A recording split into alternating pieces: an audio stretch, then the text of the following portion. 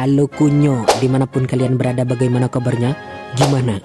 Biji masih aman? Udah subscribe belum? Udah like belum? Udah share belum? Ya udah, kalau belum kita gak lanjut. Kalau udah, kembali lagi bersama saya Bills, tentunya orang terganteng di dunia. Sehingga buat kalian semua, jangan sampai lupa untuk selalu merilekskan badan, tenangkan pikiran, kendorkan ulat telur, kecikkan pelak biji, tutup pintu, siapkan tisu, dan selamat menonton. Kisah bermula memperlihatkan seorang wanita pembunuh bayaran bernama Nana tidak usah gajah dengan santainya membunuh seorang laki-laki, sopir pribadi dari anak seorang ilmuwan paling terkenal di Cina.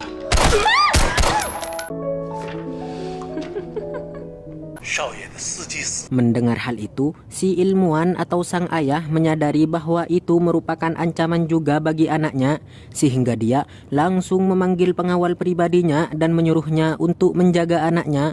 Namun si pengawal menolak dan malah mengajukan seseorang wanita mantan pasukan khusus untuk menjaga si anak ilmuwan. 先生，非常感谢你对我的信任。这次任务我另有人选。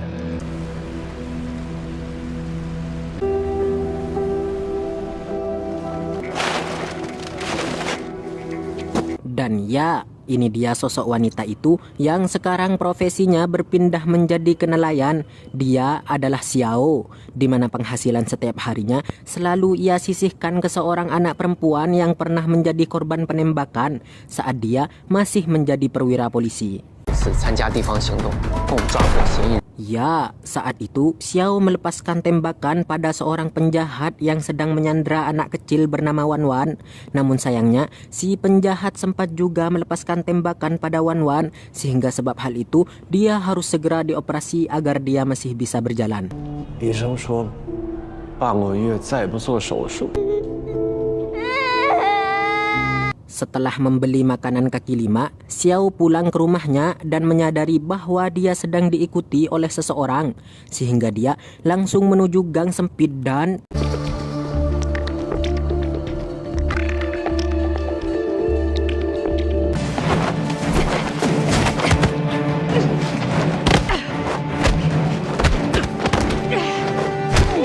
ya, pria itu bernama Gao yang kedatangannya ingin mempekerjakan si Xiao, di mana dia ternyata pengawal pribadi si ilmuwan yang ingin agar si Xiao menjaga anak si ilmuwan selama 7 hari sampai si ilmuwan dan anaknya berhasil melakukan kontrak perusahaan besar. 你找错人了。足够支付他的医疗费。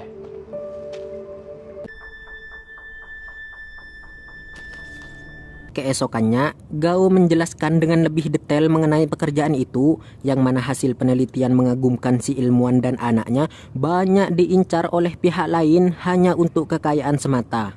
签署合作协议，7天后正式召开。这高价药的市场就会动摇。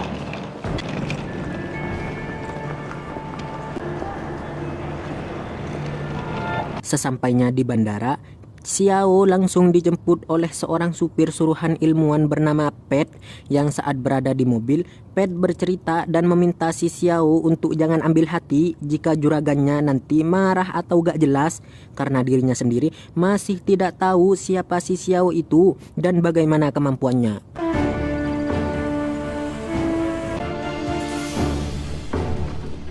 周小姐，请稍等一下。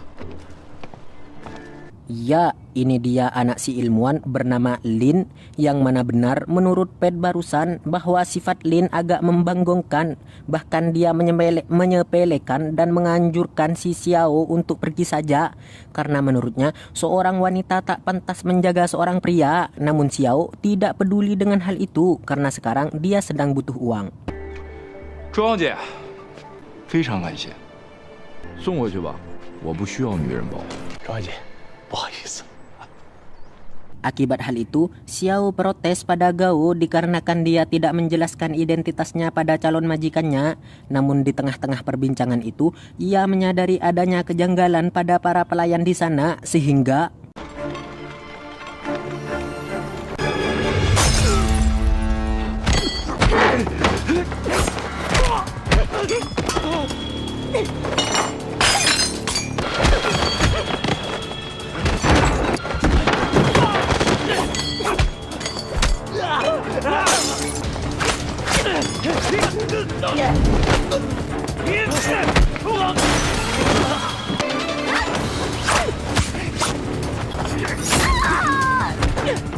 Setelah menghabisi para pelayan, Xiao menyadari bahwa tempat ini telah tidak aman, jadi dia akan membawa Lin dan Pet pergi dari sana dengan menggunakan angkutan umum agar tidak gampang dilacak. 哦，车库里还有别的车，我去看一下。所有的车辆都有可能被追踪。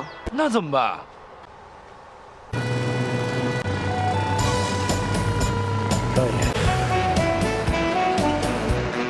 Kemalam harinya, Xiao memesan sebuah motel kecil saja untuk menginap, di mana Pet yang ikut mereka ternyata telah menelpon polisi untuk meminta bantuan. Namun alih-alih polisi yang datang, Xiao malah melihat dua preman memasuki kamar sebelah. Karena curiga, Xiao cepat-cepat masuk ke dalam, menutup pintu rapat-rapat dan mulai menguping kamar sebelah lewat tembok. Akan tetapi, 不是怎么了？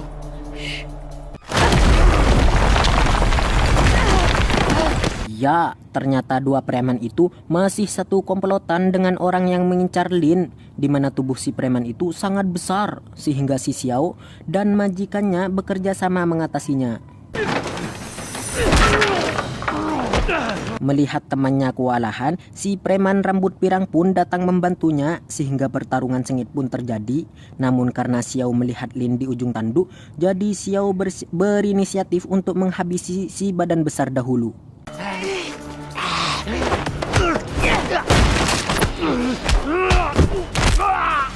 Karena tak terima melihat temannya babak belur, si pirang menggunakan pisaunya untuk menghabisi si Xiao. Namun ternyata Pet datang dan malah terkena pisau itu sehingga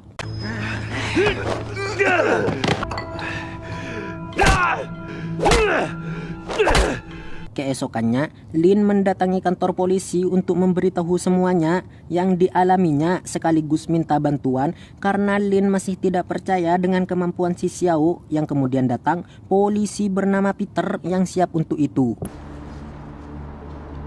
哎，你是？ 我是林先生的保镖。我不用。从现在开始，你的安全由我们全权负责。 Karena merasa lebih aman dengan polisi, jadi Lin memutuskan untuk ikut dengan para polisi dan menyuruh Xiao untuk tidak ikut campur urusannya. 看来你已经被解雇了，不需要你了。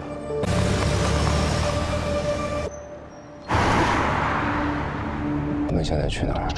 一定会把你送到安全的地方。 Dalam perjalanan itu, Peter sadar ada hal janggal tatkala anak buahnya malah melewati jalur lain yang kemudian Peter sadar bahwa mereka semua bukanlah anggota kepolisian sehingga 别废话。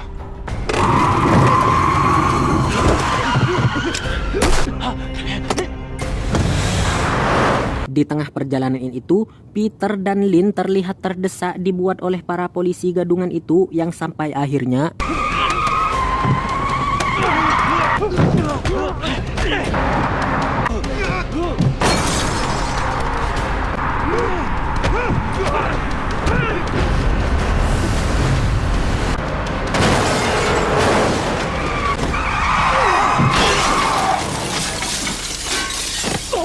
setelah berhasil mengeluarkan Peter dari mobil, para polisi gadungan membawa Lin jauh dari sana, di mana bos mereka yang bernama Suzuki nyengir gembira dan mengirimkan foto Lin pada sang ilmuwan, mengancamnya agar memberikan yang dia mau.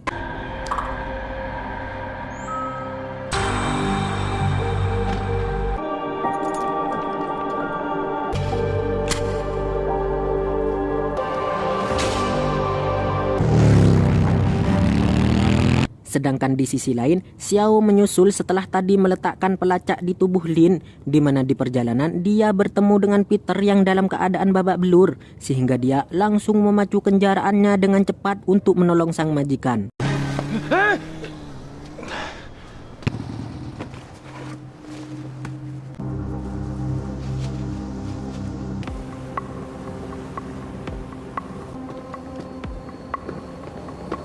Berlokasi di pinggir pantai, Xiao langsung naik ke kapal diam-diam melalui tali yang menjuntai di depannya, di mana Xiao langsung dihadapkan dengan anak buah Suzuki yang menjaga ketat tempat itu.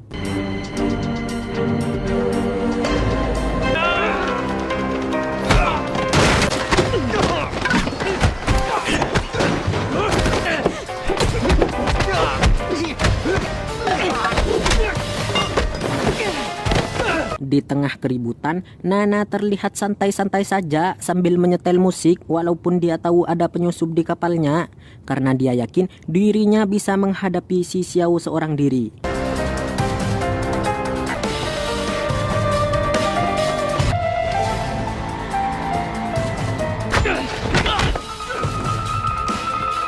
Di sisi lain, Lin mencoba membebaskan diri yang kemudian dia melihat si Xiao yang berjuang sendirian sehingga dia berteriak untuk memberitahu keberadaannya, di mana si Xiao yang melihat itu bertindak lebih brutal demi mempercepat menolong majikannya itu.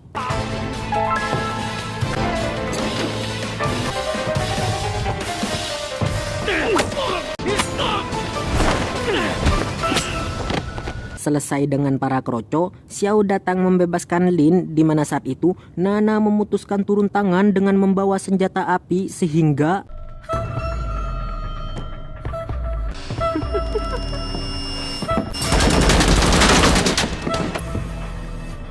Hi, I'm coming.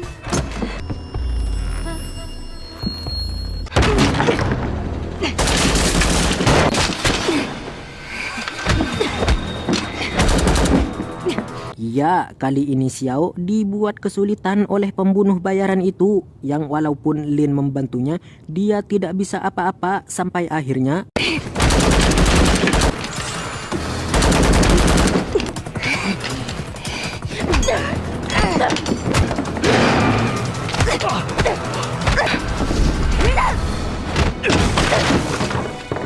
ya, beruntungnya Peter datang tepat waktu sehingga mereka langsung kabur dari sana, di mana dalam perjalanan mereka cekcok karena Peter ingin membawa Lin ke kantor polisi untuk diamankan. Namun si Xiao menolak itu dengan alasan para polisi juga mempunyai hubungan dengan para penjahat itu. 现在的行为已经严重的威胁到我和我客户的安全，你明白没有？放手！ Selang beberapa saat, Peter ditelepon oleh atasannya yang membuatnya marah karena menanyakan di mana saat ini Lin berada. Yang hal itu langsung membuat si Xiao sadar bahwa inspektur dari kepolisian lah yang telah bersekongkol dengan para penjahat itu.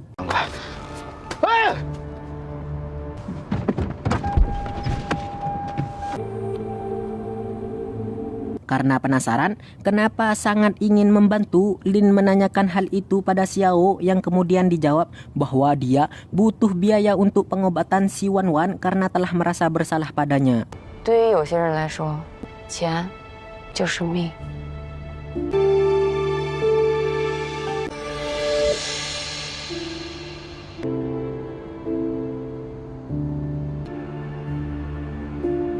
我带你们去个地方。 Lin pun mengajak mereka ke perusahaannya untuk menghancurkan berkas penelitian karena kalau sampai hal itu jatuh ke tangan si Suzuki, maka perjuangannya selama ini dengan sang ayah akan sia-sia. Sehabis menghancurkan itu, mereka langsung menuju laboratorium untuk mengambil sampel yang sudah jadi.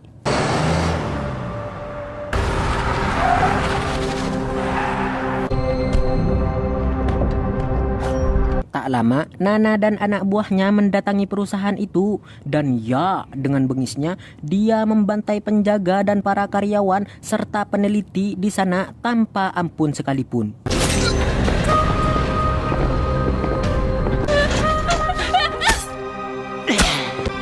Hi.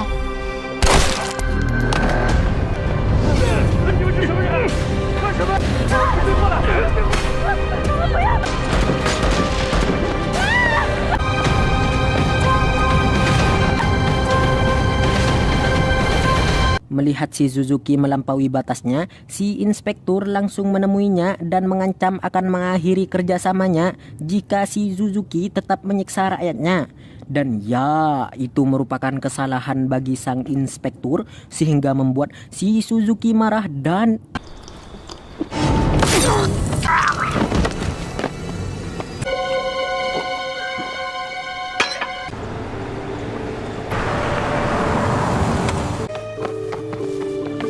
setibanya di lokasi, Lin akan melanjutkan rencana awalnya, yaitu menyelesaikan sampel yang akan dibuat perusahaan untuk kerjasama, di mana dia menyuruh si Xiao dan Peter untuk istirahat dahulu sebelum anak buah Suzuki melacak mereka berada.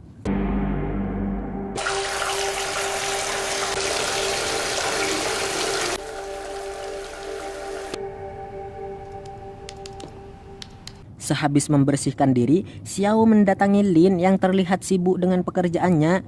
Ia menceritakan masa lalunya kenapa dia keluar dari kepolisian. Lebih tepatnya, dikeluarkan oleh ayahnya sendiri yang merupakan jenderal di kepolisian karena terlalu khawatir dengan keselamatan si Xiao. 小兰， 我理解，因为这事， 怕失去你。 Tak lama, alarm darurat berbunyi sehingga Lin dan Xiao langsung mengecek lewat CCTV yang ternyata Nana dan rekan-rekannya sedang menuju ke sana, di mana si Peter mengaku bahwa dia yang telah membocorkan keberadaan mereka karena takut keluarganya akan dihabisi atau disakiti oleh si Suzuki. 我没得选。 快走！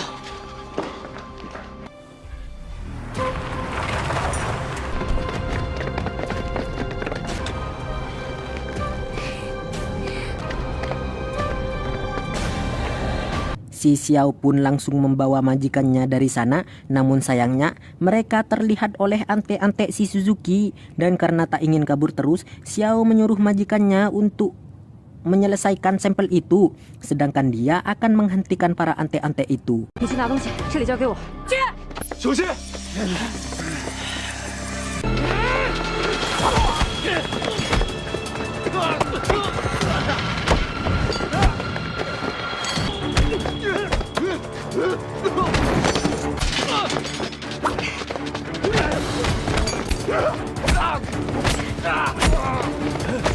Ya, walaupun dalam keadaan 1 lawan 100, Xiao masih dengan mudah mengalahkan mereka, di mana Xiao harus kembali berhadapan dengan Nana lagi yang sedang membidiknya dengan flame sword dan...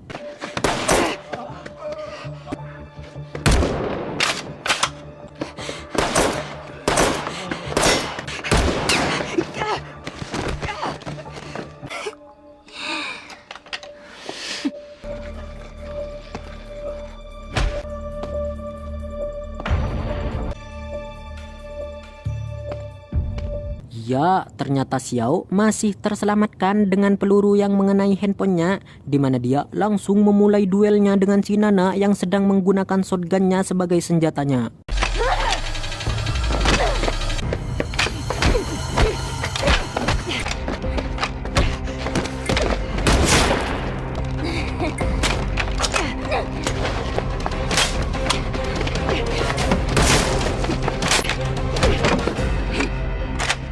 Setelah Xiao berhasil mengambil magazin senjatanya, Nana langsung menggunakan teropong pistol itu sebagai senjatanya, yang hal itu membuat pertarungan itu lebih seimbang, sehingga Xiao lebih semangat untuk menghabisinya.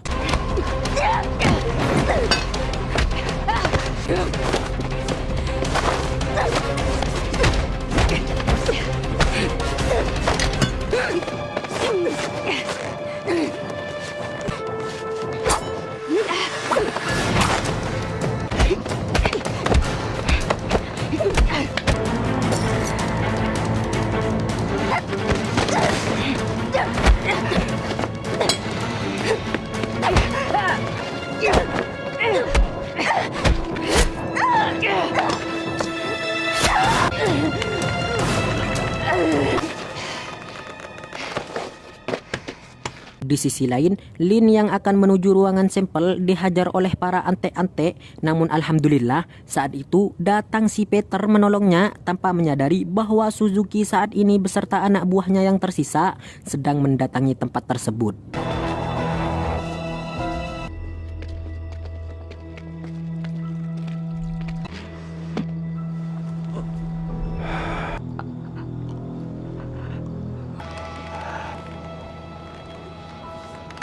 Sesampainya Lin di laboratorium, Xiao pun juga sampai di sana dan langsung mengambil sampel yang sudah jadi itu. Dan saat akan keluar dari sana, si Peter datang dengan keadaan bonyok babak belur akibat perbuatan si Suzuki.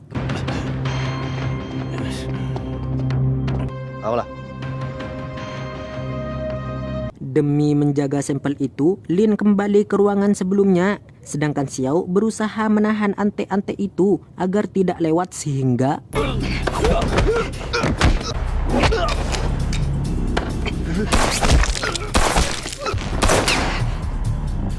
Setelah menghabisi para kroco, kini Xiao harus menghadapi si Suzuki yang sedang memegang senjata, akan tetapi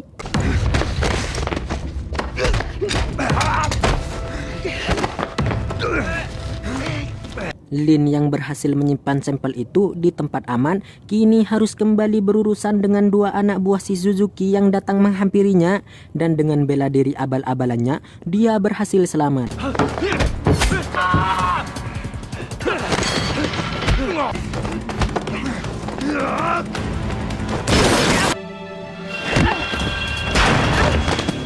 Di sisi lain, Xiao masih kesulitan dengan si Suzuki sehingga Lin datang membantunya dan membuat si Suzuki sedikit kewalahan, namun dia masih bisa berdiri menghadapinya.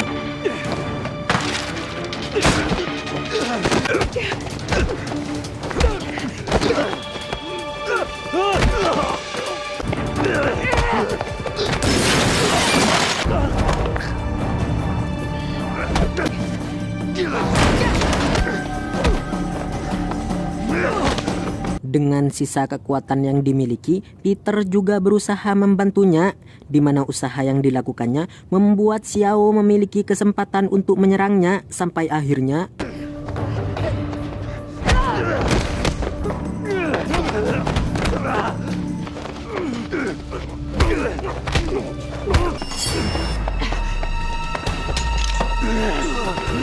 di saat momen genting ini, Xiao kembali dihadapkan dengan kondisi seperti ini untuk kedua kalinya, di mana Lin yang mengerti itu langsung menghantamkan kepalanya ke Suzuki sehingga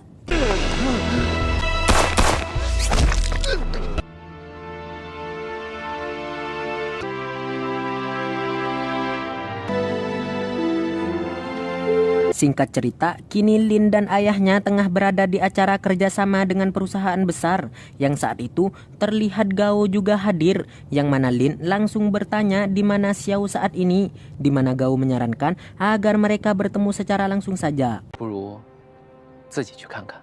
Beberapa hari kemudian, terlihat Xiao datang menjenguk Wan Wan ke rumah sakit, di mana Xiao sempat terkejut dikarenakan majikannya telah berada di sana, sehingga mereka berdua pun langsung refreshing ke pantai merayakan keberhasilannya, juga karena operasi Wan Wan yang berhasil dilakukan.